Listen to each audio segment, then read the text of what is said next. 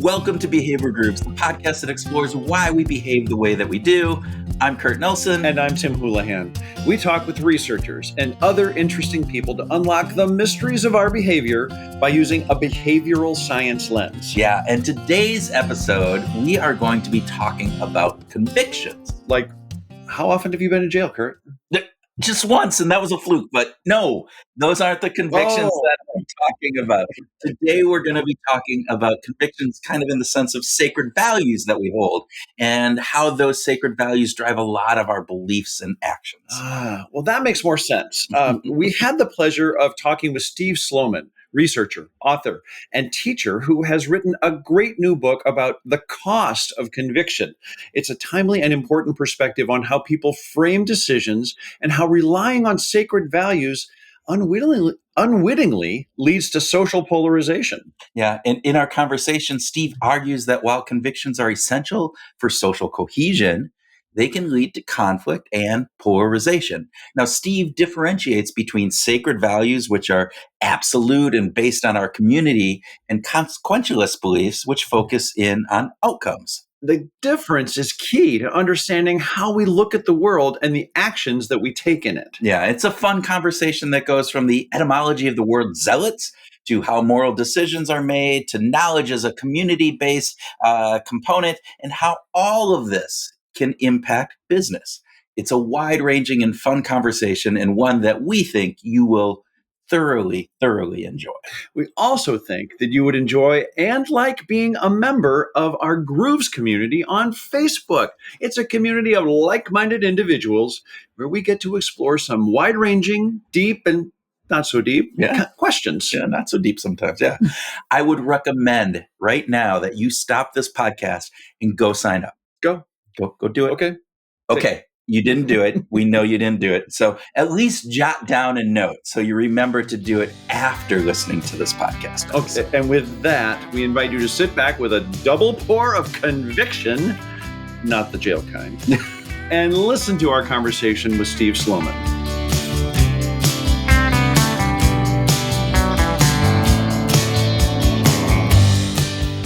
Steve Sloman, welcome to Behavioral Grooves. Such a pleasure to be here. Thank you. We're really glad to have you here. Thanks for joining us. We're going to start with a couple of quick, short answer, no pressure, just fun questions. And the first would be, would you prefer to learn a new language or a new instrument? A new language. Can I explain? Yeah, please. I've been struggling to learn two instruments my whole life, and if I could just learn one of them, I would be happy. So what language would you prefer? Well, my French is okay. I mean, I'd love to really learn it. But if I had to learn another one, I guess it would be Spanish. Just because of its frequency.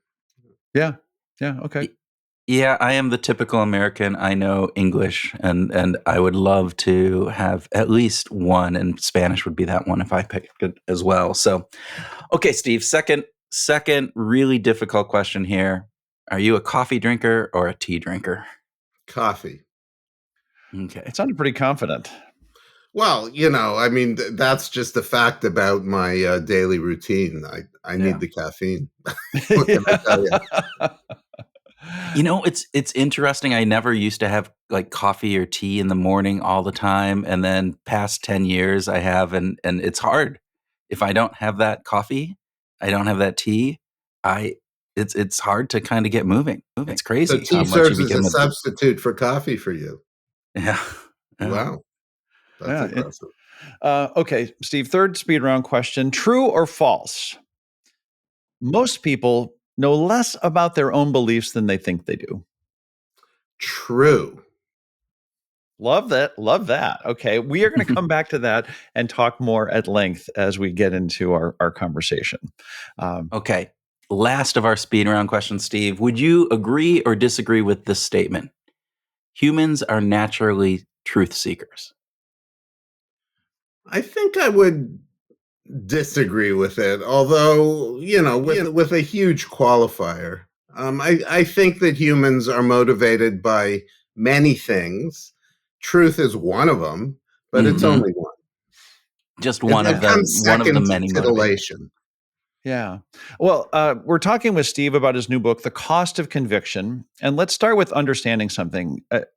The the title implies that there might be something wrong with having strong convictions. Like when I read that, am I getting that wrong? Is there a problem with the idea of having, a conviction, a strong conviction about something? Yeah, I think there is. And what's wrong with it is sort of at a higher level. That is, it leads to conflict, it leads to intransigence, and it leads to polarization. I think conviction is to some degree destroying our society at the moment. And yet, isn't it kind of like I just think about like growing up, it seemed like strong convictions were sort of the core of what makes individuals, individuals, and what makes society strong. How did we get that wrong? Yeah. That's interesting. So, look, I don't think you have that wrong. The book does not present a one dimensional view of what it means to have beliefs, attitudes, and convictions. We have to have convictions. You're absolutely right. Mm-hmm. The point of the book is that we overuse them, right? We deploy them when we should be thinking in a different way about things. So I agree with you completely that it's absolutely critical that we have strong convictions. Um, Although, interestingly, I would put it differently than the way you did. I don't think it's individual conviction. The point about our convictions, in one sense of conviction, is that they represent our social identities. We get Mm. our convictions from our communities. So even if we think they're individual convictions, even if we think we personally, think that abortion is murder or think that, we should believe in gun control, we tend to get those views from the people around us. So there are as much social convictions as they are individual convictions. It's interesting. I did not know the etymology of the word zealot, and you kind of talk about that, which I found super fascinating. So, for our listeners, could you just describe the history of that word a little bit, because I think it plays into what you're just talking about here, the community kind of component of this. Well, the Zealots were a Hebrew tribe a couple of thousand years ago in what is currently the land of Israel, and they are a group that stood up to the Romans when the Romans conquered Israel, and in fact, they refused to give up, and they ended up climbing this mountainside in the desert in the southern part of Israel, in a location called Masada, and they fought the Romans up until it was clear they were going to be conquered, and then they engaged in ritual suicide. So since that time, zealot has come to mean someone who will, at the extreme, die for their cause. Yeah. That is extreme. Yeah, That's right. about as extreme as we can get. I, That's right. I want to get Although back. we see it today all the time. Yeah. Like I Yeah. would say, for instance, people who refuse, I mean, you could argue that some people who refuse to get vaccinated are willing to Yeah. die for their cause. Yeah. Yeah, that's a pretty stark example in the world that we live in, and there probably going to be more of those people, as it relates to as your thesis is about the influence of the community, not so much the individual convictions, and yet this whole idea of community influencing convictions is a big departure from like the message from the Enlightenment, where we're individually rational human beings, right? And we've had, Kahneman and Tversky introduced that idea to us, 40 years ago. We're not, or Herb Simon, going back to bounded rationality. But I kind of got that you're taking it in some ways sort of to the next level. Is that a fair way of saying? Am I overstating it? Well, I like it. I'm happy. I'm happy to have my work described that way. Um, I think so. Oh, what's his name? The author of *Sapiens*, Harari. Yeah. What's his first Noah name? Yuval Harari. Noah Yuval Harari, right. He wrote a review of my last book, *The Knowledge Illusion*, which I know I said I didn't want to talk about, but I'm talking about it. What? Oh, we're not going to talk about it. We're not.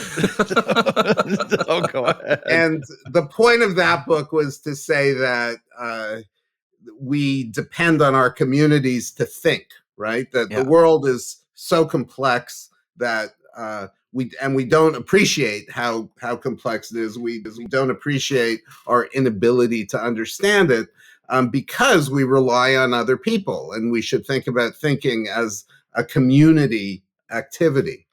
And so what we're constantly doing is outsourcing our reasoning and outsourcing our decisions to other people, to other members of our community. And there's and he described that as sort of the ultimate form of irrationality, right? That we're irrational down, to our very roots, in the sense that we're not willing to even think things through. We're not willing to even try. And, I mean, that's clearly an overstatement, but I think it's true about many of our most precious and most important beliefs and attitudes, like the thing that guides our votes, for instance.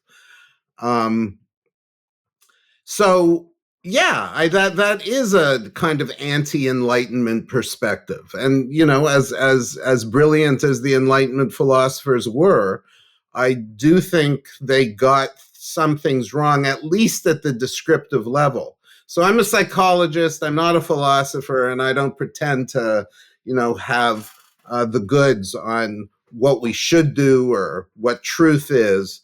But I am willing to make claims about what people do, and how people justify the things that they do.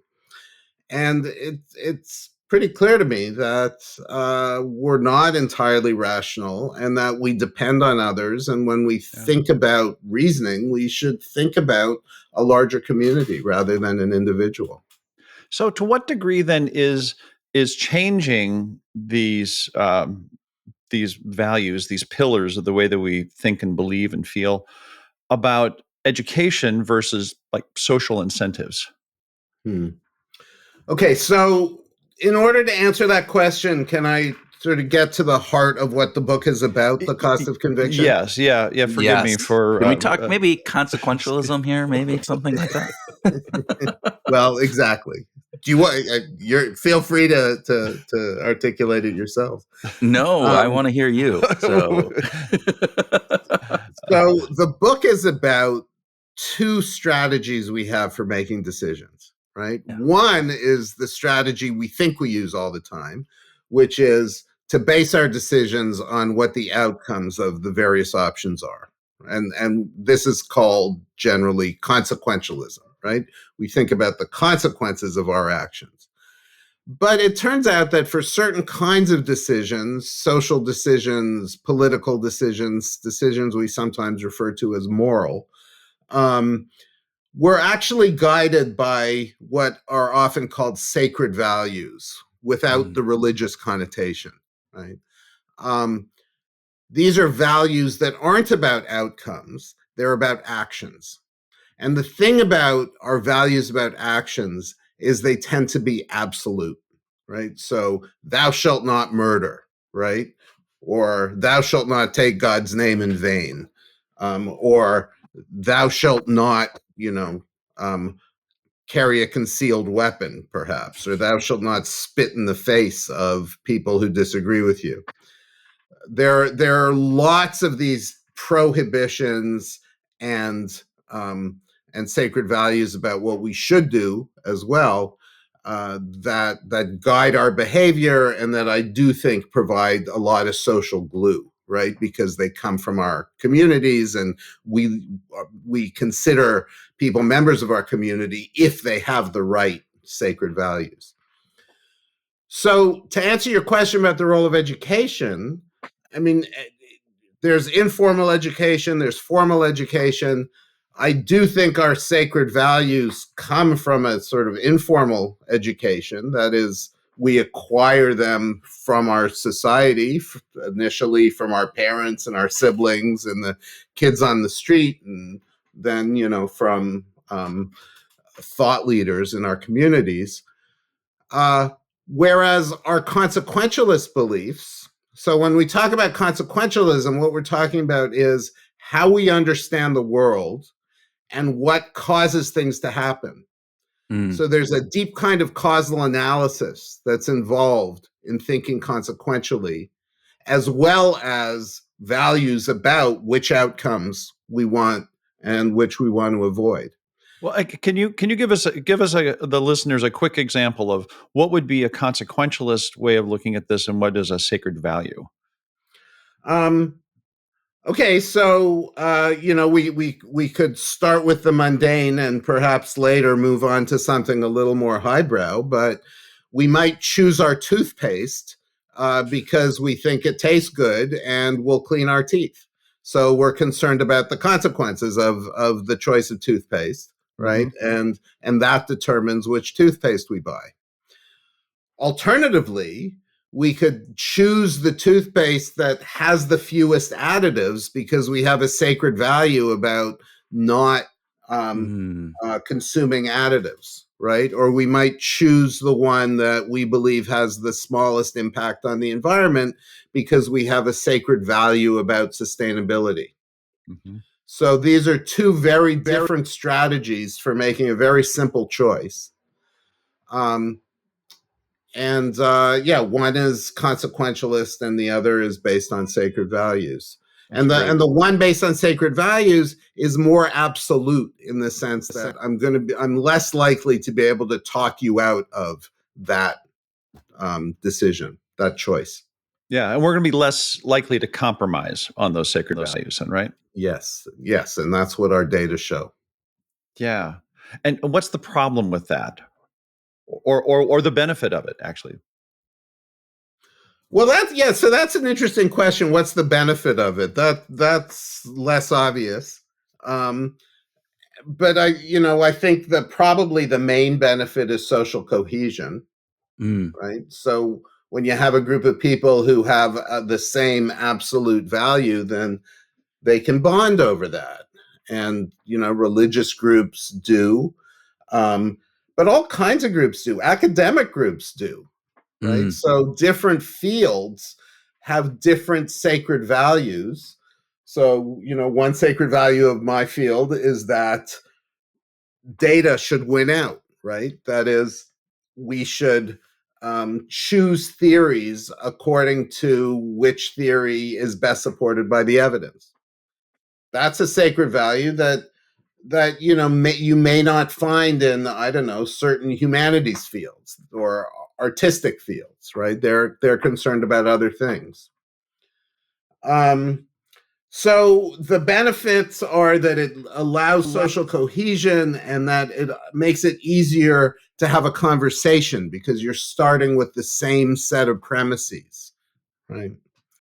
The costs are that you're seeing things from only a single perspective, and thus so you're seeing things from only a single perspective, and as a result of that, you're more and more entrenched into this one point of view. And to the degree that point of view is at odds with the point of view of others, you're creating a difference between you and others.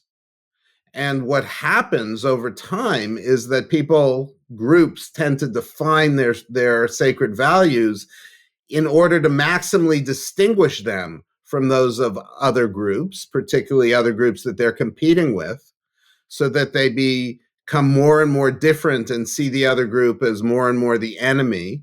And there's no way to bridge that. because these are absolutist sort of beliefs. Right. And so that leads to an inability to have conversations with people outside your circle, people who don't share your sacred values.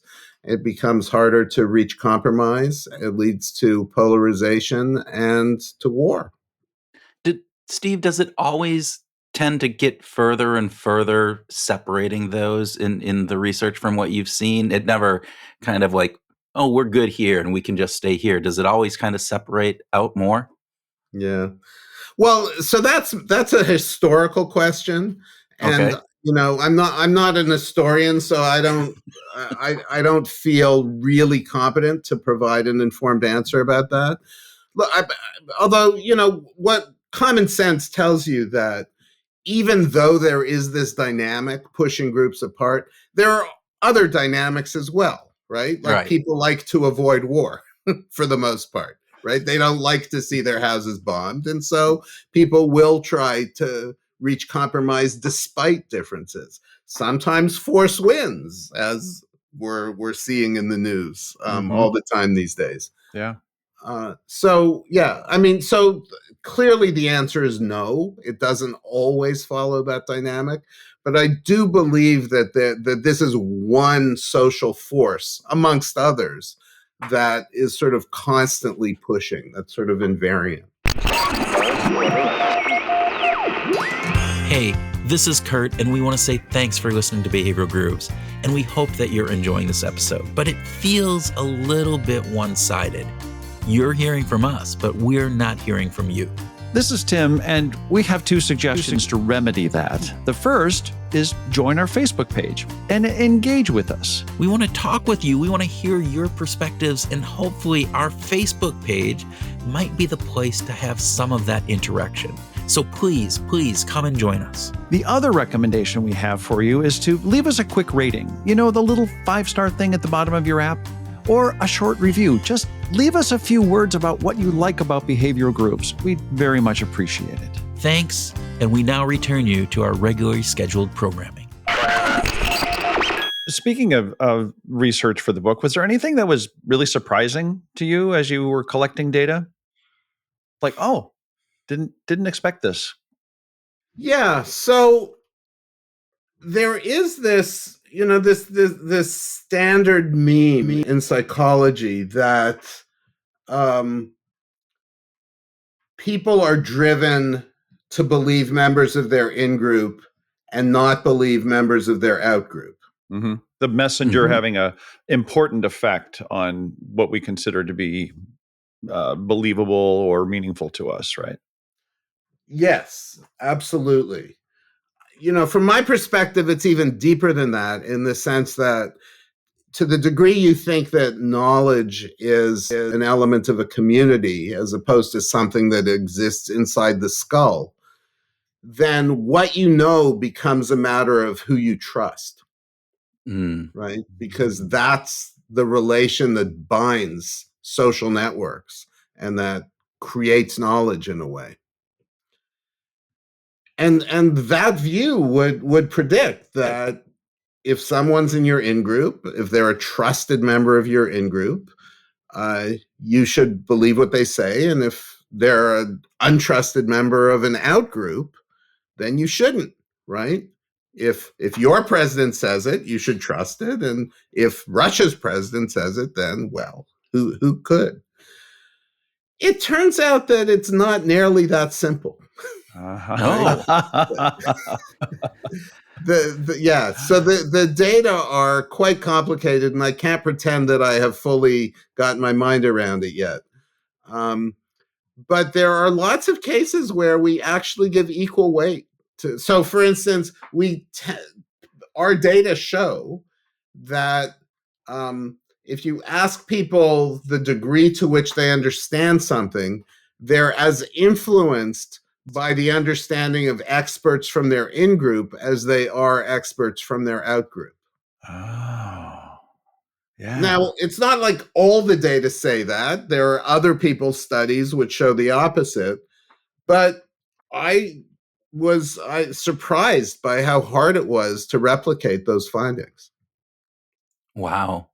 That is surprising when you think about it, because again, the natural inclination. I mean, you look at the world today, you see at least in America, you see the political parties and you see the beliefs of the other side, and you go, yeah, they're just believing that side, and no matter what I tell them or say to that uncle or that cousin of yours that is on the other side, they're never going to believe me because that's not part of the narrative. And but what I'm hearing you say is it's a little more complicated than that, right?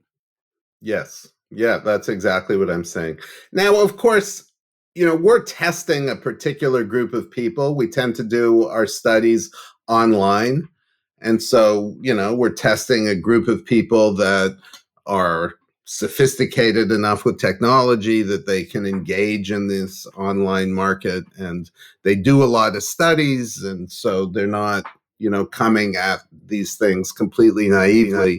They're probably quite sophisticated and sort of guessing what we're up to. And that may be part of it. But that's, I think, exactly part of the complexity that you're pointing out, Kurt. Is it would it be better then, and kind of I don't want to infer what you're from your book here, but to use more of a consequentialism frame versus a value frame in those conversations? I know you talked about toothpaste, that's there, but all right, if we're talking conceal and carry, right? And you bring in, how would you recommend somebody trying to having a conversation, not necessarily trying to get them to fully sway, but at least take into consideration your side of an argument? Is that a fair question? So that's exactly where this book started, right? So it sort of picked up from where my previous book, The Knowledge Illusion, left off. What The Knowledge Illusion showed is that people have this sense of understanding how things work, like how policies about gun control work. They have a sense that they understand them better than, in fact, they do. And the way you show it is by asking them first how well they understand it, and then ask them to explain how the policy works. And what you discover is that people can't explain it at all. They really, for them, have very little to say. So that when you again ask them how well they understand it, they actually reduce their own judgments, right? So they themselves are admitting that they don't understand the issues, the policies, as well as they thought they had.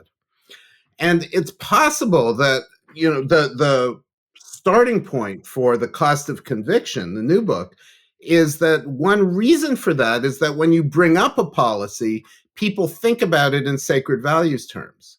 So when you're thinking about something like, gun control in sacred values terms, it's awfully simple, right? If you're a Second Amendment fiend, then all you say is people have the right to carry guns, right? And the story, you're done. The story's over. That one sentence is all you need. And even if you're pro gun control, you might have a sacred value like we should protect people from being murdered by guns. And that's a simple statement that seems reasonable, that seems fair, but it actually implies that nobody should ever be able to carry a gun under any circumstances. And so that's also an extremist perspective based on sacred values. So what the book suggests is that what you should do is think about the issue and talk about the issue in consequentialist terms. And that's exactly what asking people to explain the effect of a policy does. It forces them to think about the issue in consequentialist terms, right? Because you have to think about what the policy would cause, what those effects would be, what the resultant effects of those effects would be, how things would interact to produce, yet more. The world's really complicated. And so what happens when you try to spell all that stuff out, spell the consequences out, is you discover you don't really understand things as well as you thought you did. And how does that impact people then? How does that impact the person that's thinking through that? So what we know, and a lot of this research was done by Phil Tetlock, and Jonathan Barron did a lot of this stuff too, is that when people feel their sacred values are violated, they have a sense of outrage, right? They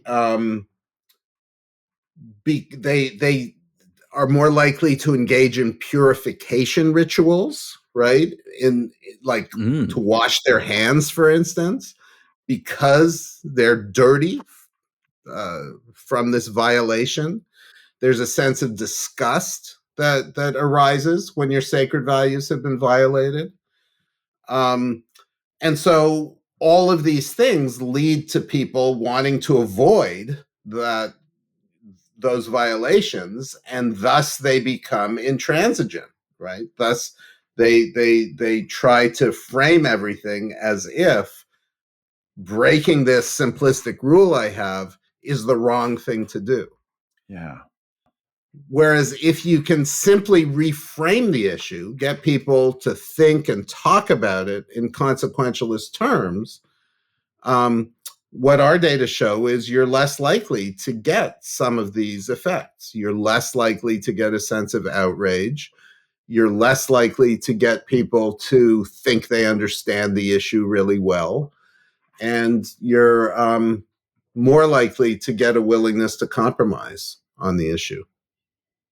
Steve, does your research show, are there people who are predisposed to having stronger convictions, stronger values than others? I mean, if we think about psychological personality profiles, are there any components around there that you know of? Yeah. So, as far as I know, there has not been a lot of research on that. There's actually been Okay. only a limited amount of research on this distinction between sacred values and consequential. I mean, we've been aware of it since the 18th century, but there hasn't been a ton of psychological research on it. So I don't have a solid sort of database to answer to your question. My kind of informed guess is that the answer is yes. You know, people who are more likely, who are diagnosed with OCD, I suspect, are more likely to be sacred values oriented and less Mm-hmm. consequentialist oriented. But you know, that's the hypothesis. Um, I also suspect that it's very domain dependent. Mm, So, you know, there are some people who are very religious and they have sacred values in the religious domain, but that doesn't mean when they turn to baseball, they're going yeah. to also have Right. sacred values, right? Right. Yeah. Yeah. So I do think it's the case that almost all of us, you know, like all of us except the psychopaths amongst us, have some sacred values. You know, like I have sacred values about environmentalism, right? Mm-hmm. Mm-hmm. Um, and other people have other sacred values. You know, things are differentially important to people. A lot of our listeners are business leaders, and they're interested in applying some of these insights that we get from behavioral science in general to their work. And I'm wondering if you might have any thoughts, Steve, about the kinds of things that business leaders could take away. Are there any like sacred value traps that business leaders might suffer Hmm. from? Um, so these issues have been central in conversations about business for years now, right? There's been discussion about um, how concerned businesses should be with issues like governance and sustainability.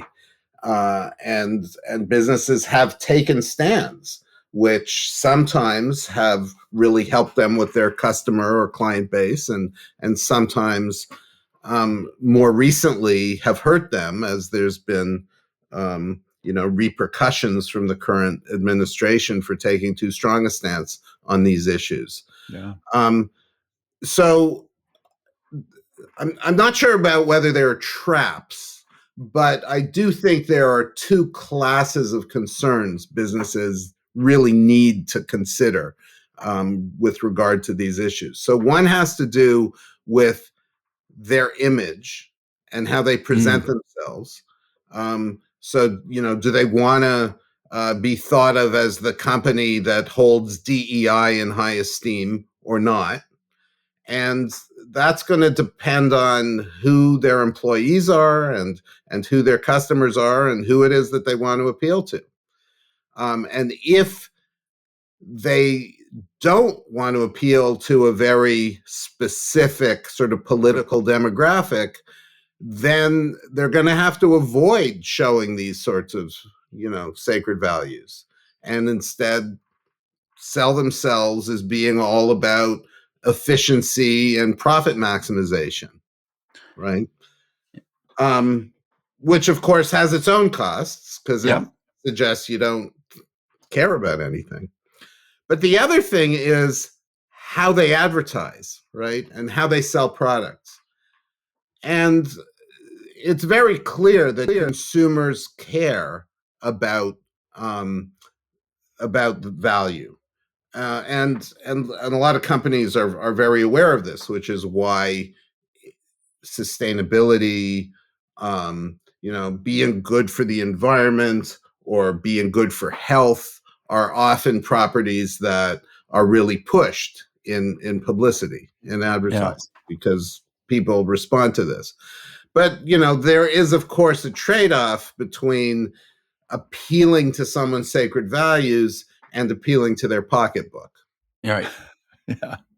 Yeah. So that's the trade-off that I think businesses have to think through. Yeah. When you're talking about this, it brought to mind Chick-fil-A versus McDonald's. The closing on Sunday is a sacred value that obviously Chick-fil-A has that sends a signal out to anybody that is going to partake in eating a fast food chicken sandwich. And so I think that's an interesting component. And what I'm making an assumption on is you talked about the idea of changing, sacred values are harder to shift and change. So once you capture a consumer, they're less likely probably then from a sacred value to, be convinced to switch over to some other kind of product or company. Would you agree, or is that a big kind of jump out there? So I think that's very insightful, and I think you're absolutely right. And the example that you just used is very powerful. I didn't know that about Chick-fil-A. No. And, and I won't reveal whether it makes me more or less likely to go to Chick-fil-A. To be honest, I've never been there, which is perhaps already some information. I'm not even sure we didn't ask that as a speed round question then. There you go. We've done these studies comparing people's willingness to invest in Patagonia versus H&M. Oh, yeah. And there's similar sort of distinction, right? Like Patagonia sells itself on the basis of its sacred values regarding the environment, whereas H&M is just about profit maximization. Yeah. And what we do is we get people to frame issues either in a sacred values way or in a consequentialist way. We use this very simple technique that I developed with a colleague of mine, Hyosik Kim. We give people 6 words and we ask them to generate a reason for investing in companies using these 6 words. And in one case, the 6 words are right, wrong, moral, absolute, sacred. And in the other case, the words are, I'm doing this from memory, so they're not exactly this. Fair enough. Yeah, they're words like outcome, consequence, cause, effect, cost, benefit. So we're sort of forcing them to generate a reason that's either based on sacred values or one that's based on consequences. Yeah. And then we say, now you have this, we're going to give you, $1.50 to invest. Which company do you want to invest in? And what we find is they're more likely to invest in Patagonia if they've generated a sacred value reason, and they're more likely to invest in H&M if they've generated a consequentialist reason. So this sort of puts a bit of a boundary condition on your idea, Kurt. Yeah. Because I don't think it's the case that we think about every company or every issue or anything always in terms of sacred values or always in terms of consequences, right? Like the real key idea here is that these are matters of framing. Yes. So if you get people to frame things in one way, you can elicit one set of responses. If you get them to frame it in another way, you elicit a different set of responses. Well said. Really, that is well said, Steve. Here on Behavioral Grooves, we talk a lot about people finding their groove, people staying in their groove. You look like a pretty happy guy. I don't want to necessarily make the assumption that you're in your, a good groove right now, but if you are in a good groove right now, what's keeping you in a good groove? Okay, so I should imagine a world in which I'm in a good groove. Huh?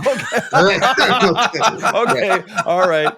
No. So I actually at this moment we're framing this. We're framing this fight here. There we go. Actually, to be honest, I actually am doing pretty well when I'm not thinking about national politics. Right. We agree with you there. We're there. Yes, there yeah. So this is a question that seems completely unrelated to the book, right? It is 100% completely unrelated. Yes, okay. and I hope you don't mind that we're no. I'm throwing this at you. So I think there are two things right now. One is that I have found new directions in my professional life that have sort of reawakened my interest and vigor in what I'm doing.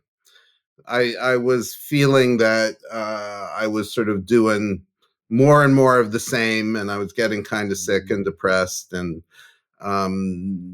not enjoying talking to students and teaching courses. And so I'm doing something a little different. And that's helped a lot. Like physically sick? You use the word sick. Were you starting to feel? Oh no, I meant emotionally. Oh, okay. Just not really enjoying what I was doing. Yeah. Okay. And that's had all sorts of repercussions. Like I think people like me better now, right? Because wow, I'm more easygoing. But the other thing is, I've started a pretty serious meditation practice. Okay.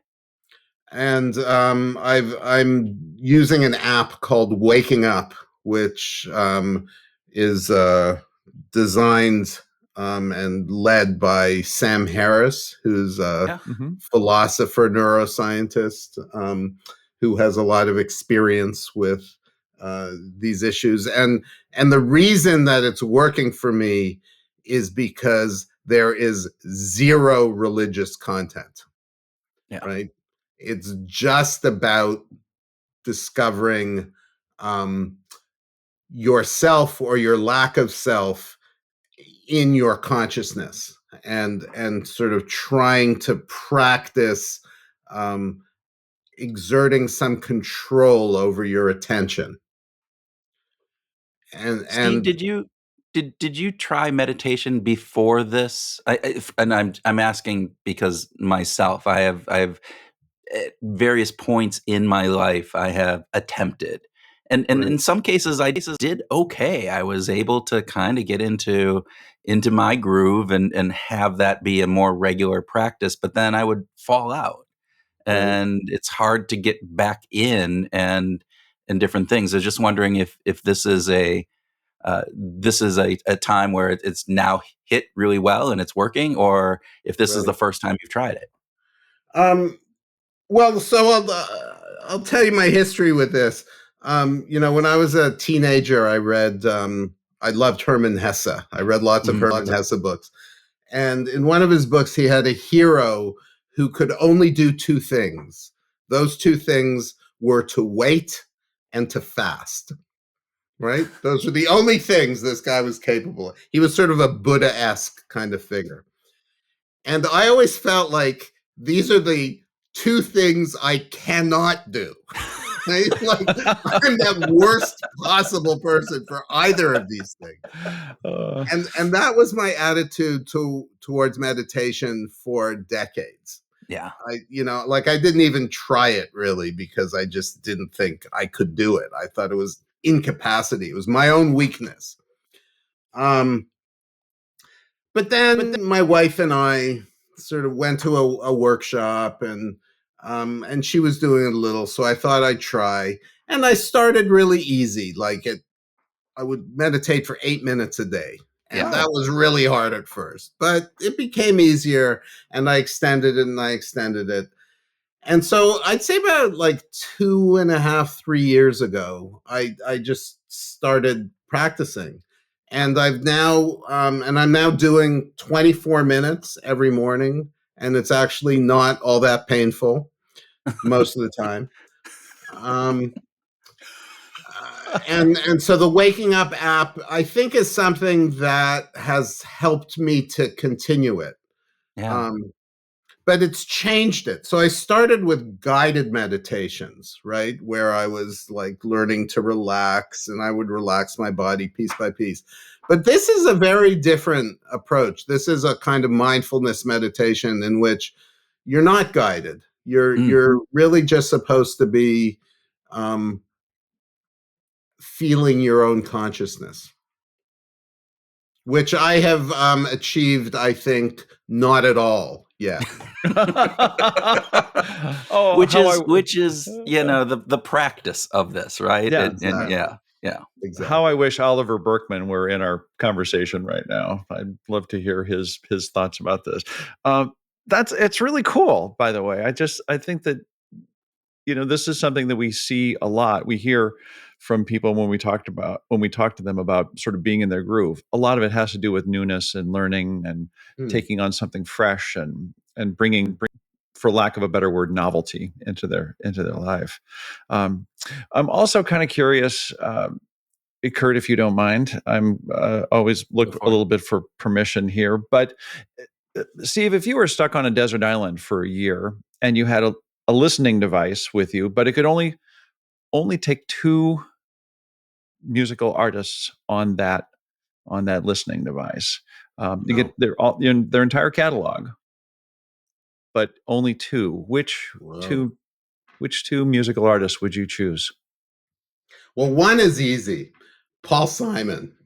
Oh, I applaud that choice. Yes. I mean, I'm of the right age for Paul Simon, and he's just got such a huge collection of incredible music that I think he's someone, that would provide a fairly large set of things to listen to.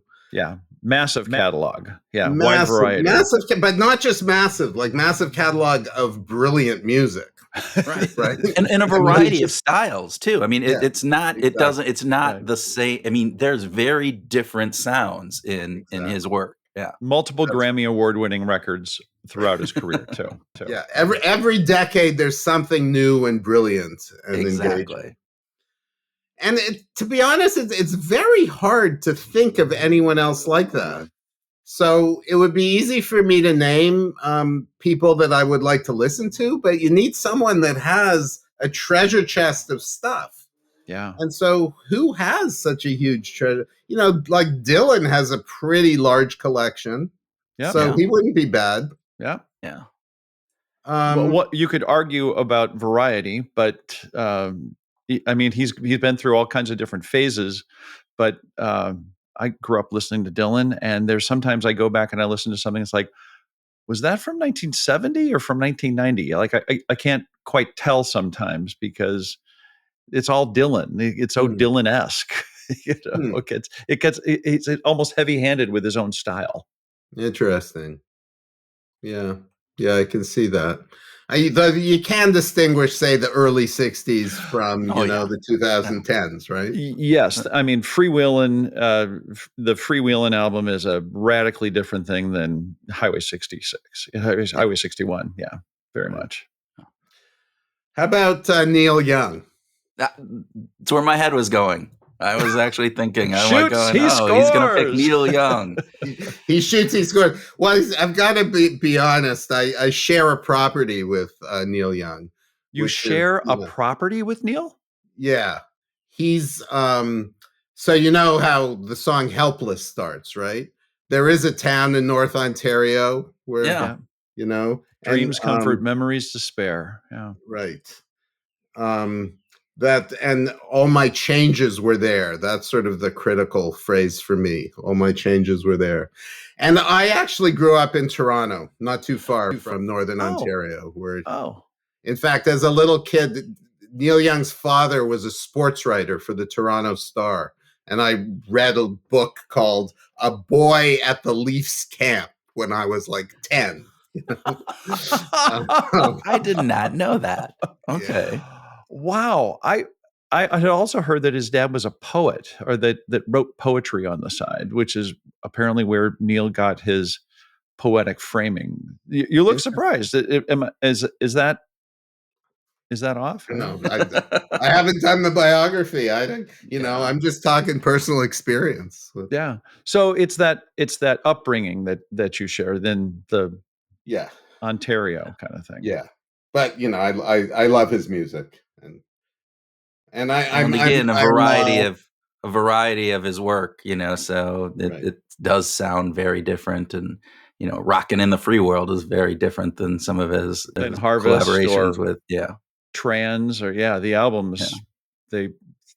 He is a musical explorer. Thanks for that, Steve, and thanks very much for being a guest on Behavioral Grooves today. We really appreciate it. We've enjoyed this conversation. Thanks so much for having me. I've had a great time.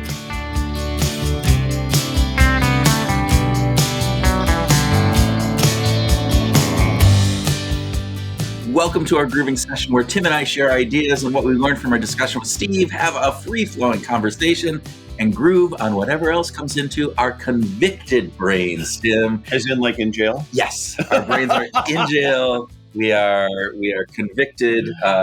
That's what happens. That's what happens. Yeah. So that's there. No, in all reality, this was a really interesting conversation we had. I thought it was fun. I thought there was a lot of things that made me think. Like this idea of sacred values versus this consequentialist kind of thinking. Yeah, that was fresh to me too. That was really cool. So I like that as well. Yeah. I think the thing that I was hoping that we could focus on today is that our beliefs come more from communities than from sort of the ground up. No, like most of our beliefs, a large portion of what we believe is deeply influenced by the people around us, rather than I thought about it and I welded up from inside. And, and I was thinking about it. It's like, how do I know the earth is round? Yeah. My mom told me. Yeah, well, I didn't go out and measure it.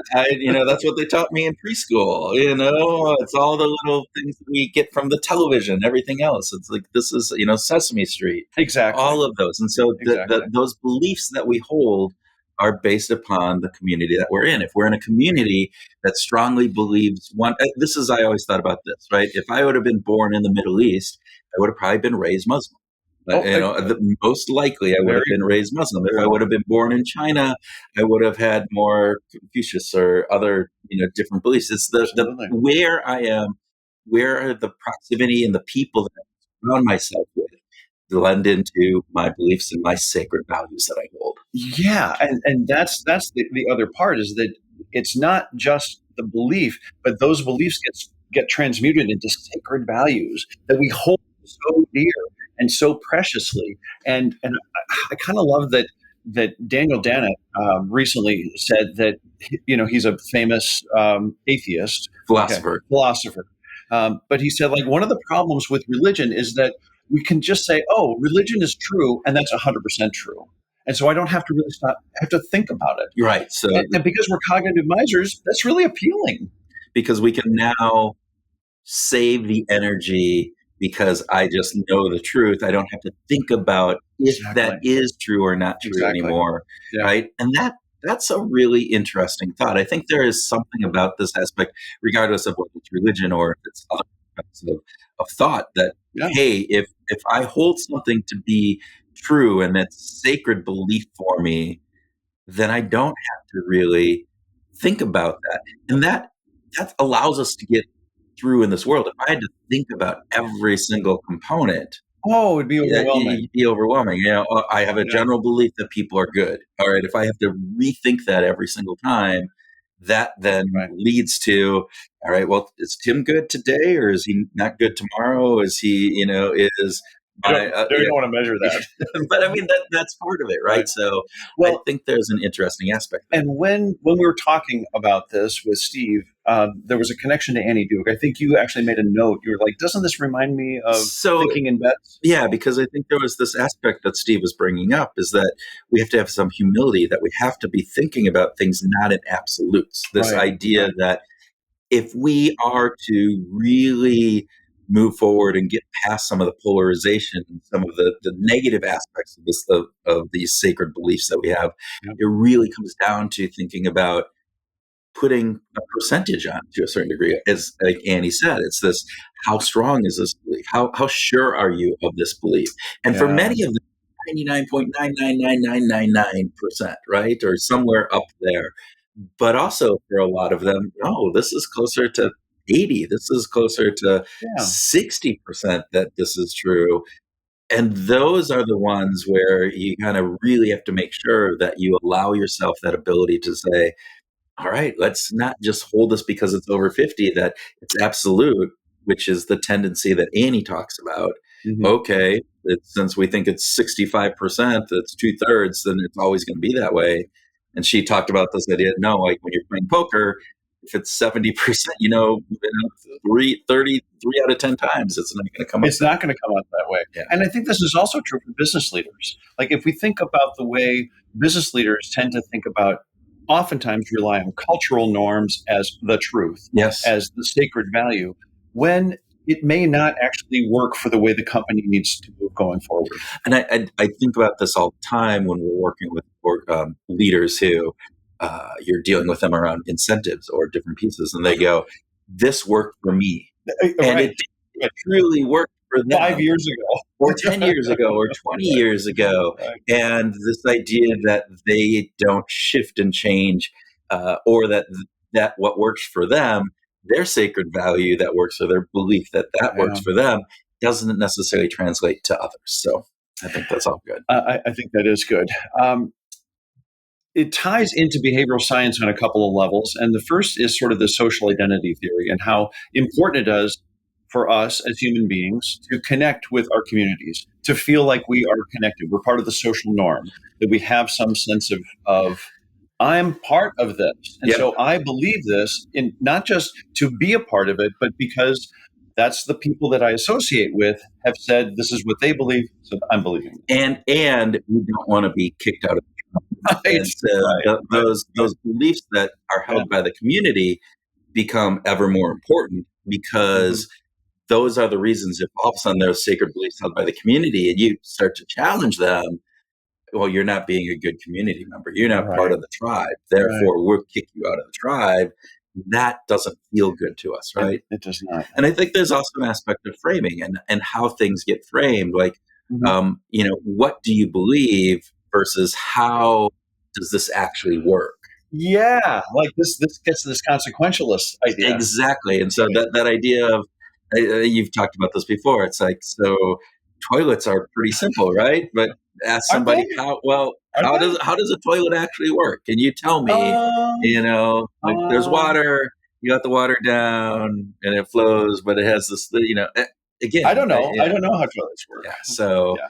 yeah. So I think there's some of that. So I think that's a Excellent. really interesting exercise for people to do or to think about, like those beliefs. Change that question: is this what I believe, to how do I know that this is true, or how does this belief work? What are the elements behind it? So So I'm just going to take that one step further and say, if you're listening to this right now, Ask yourself which of your strongest convictions might be more borrowed than built.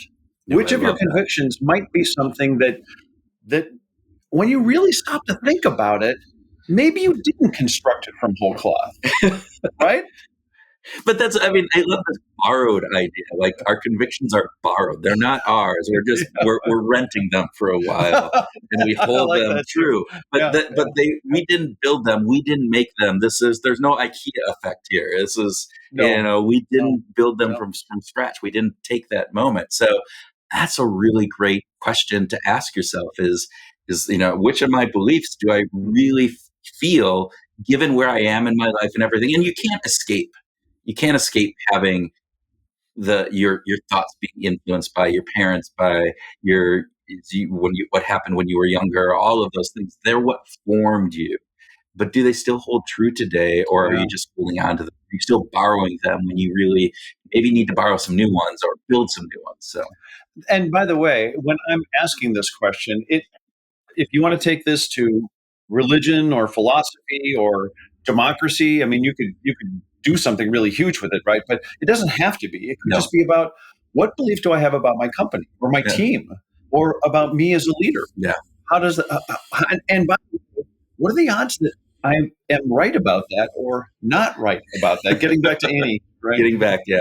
So I think true wisdom really starts with that humility of questioning Yeah, our certainty on things, and is that certainty coming from us, or is that certainty coming because it was something that our parents taught us and maybe doesn't hold true anymore?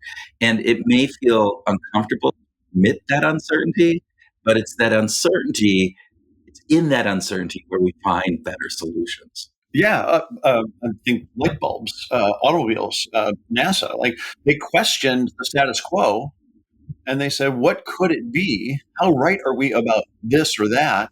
And came up with new ideas from Yeah. it. All right. So anything else, Jim? Anything?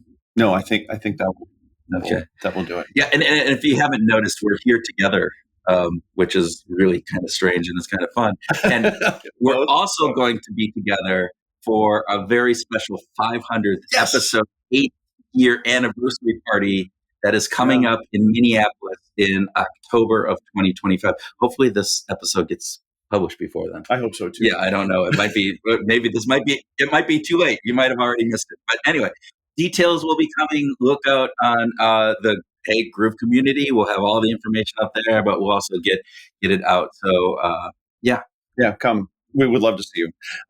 We hope that you use this idea of questioning your beliefs and where they come from, and we use it. You use it this week as you go out and find your group. thank you.